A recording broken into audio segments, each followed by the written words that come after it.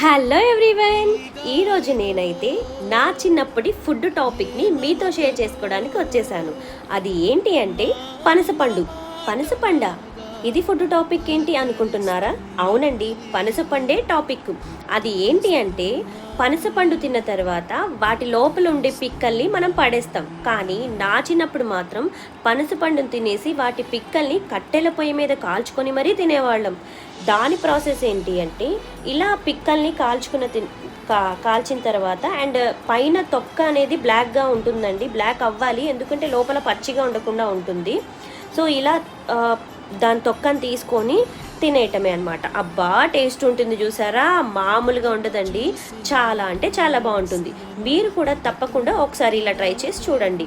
And అలాగే నాలాగా చిన్నప్పుడు పనసపండుని పిక్కల్ని కాల్చుకొని ఉంటే కనుక తప్పకుండా నాతో కూడా కామెంట్ ద్వారా షేర్ చేసుకోండి.